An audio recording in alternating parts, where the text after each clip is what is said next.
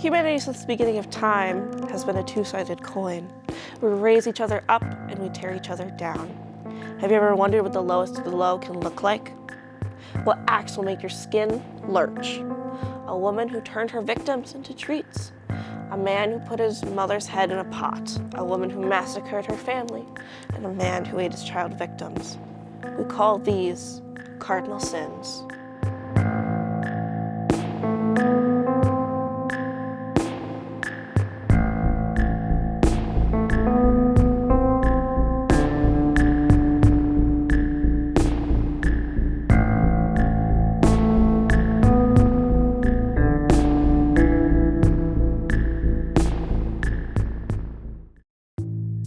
Hello and welcome to Cardinal Sins, the weekly deep dive into the truly despicable. I'm your host, Bryn Fawn. And I'm AJ Payro. Thank you for joining us this week. So, this one is one of the more famous cases. I'm sure some of you have probably heard about him. But did you know this case inspired a Vocaloid song that to this day has 8 million views? Yeah, that's the one of the Miku ones, right? Hatsune Miku? No, it's actually sung by Oliver. It's Secrets of Wisteria by Steam Pianist. Creepy song. And this is also one of the most graphic cases thus far. I mean, we don't want to rank cases, obviously, but I would say if you're going to use viewer discretion on anything, it would be this one. This is one of the earliest in history of the series so far. We have Albert Fish. We're unsure how many victims he had, but we know for sure 3. Albert had a rough upbringing. He was born in 1870. His parents had a 43-year age gap. Yeah, his father wasn't the nicest either. He was often beaten by his siblings as well.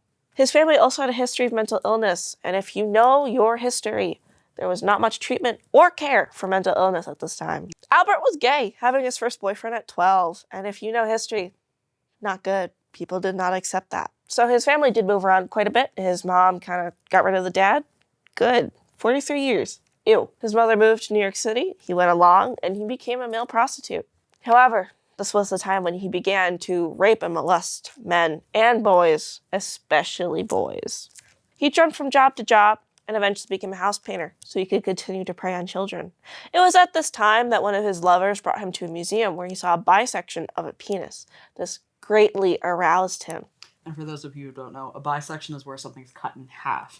So basically imagine male genitalia, but sliced down the middle. Hot dog style. Albert Fish was greatly into self-mutilation. He, in fact, would whip himself, beat himself, and purposely get in trouble to be beaten. It also progressed into sticking needles into himself. He would put them in his rectum, his abdomen, his penis. His wife eventually left him. What a surprise. And his mental state diminished greatly. She was not down to climb with the needles in the ass. Albert's most famous victim would be his downfall. Grace Budd. Albert visited the Budds' house under a false pretense and name, requesting to work for them. They had sent out a job ad, and he came. The family trusted him. He was like some farmer, whatever. He went by the name Hank. And they allowed Grace to go with him to a birthday party. Grace was never seen again. 7 years later, Albert sent an anonymous letter to the family, meticulously detailing what he did to their daughter. And this was the contents of that letter. Quote, I went upstairs and I stripped all my clothes off. I knew if I did not, I would get her blood on them. When all was ready, I went to the window and I called to her. Then I hid in a closet until she was in the room. When she saw me all naked, she began to cry and tried to run down the stairs. I grabbed her, and she said she would tell her mama. First, I stripped her naked. How she did kick, bite, and scratch. I choked her to death. Then I cut her in small pieces so I could take my meat to my rooms, cook and eat it. How sweet and tender her little ass was roasted in the oven. It took me 9 days to eat her entire body. I did not fuck her, though I could have, had I wished to. She died a virgin. End quote. So not only was he a pedophile, he was a cannibal.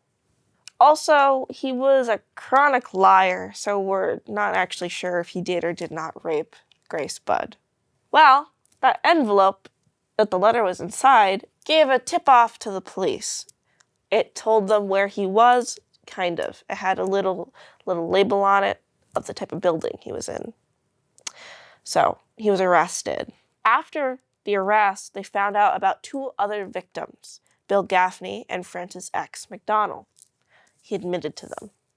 So it kind of like how I mentioned in the first episode, remember, it was like, there's this weird pattern that we've noticed in murders where a lot of the time, especially serial killers, they have this like almost I want to get caught. Mm-hmm. I want you to know what I did and that I got away with it. That was that's we're not even speculating here. I mean, he sent a letter to her family. Albert went on trial for the 3 murders, but pleaded innocent by reason of insanity.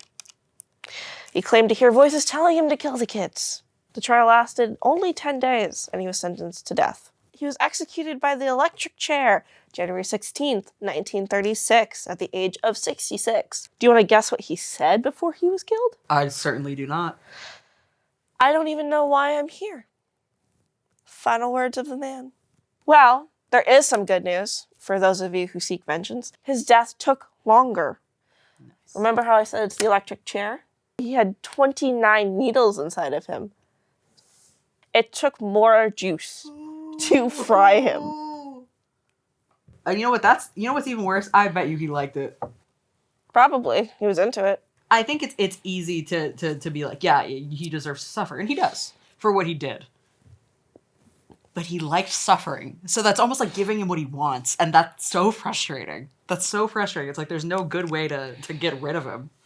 Well, he's dead. Either way, they got rid of him. Thank you so much for joining us this week and with our final episode of this 4-part series. I'd like to thank my co-host, AJ Payro, and the man behind the camera, Jacob Crawford.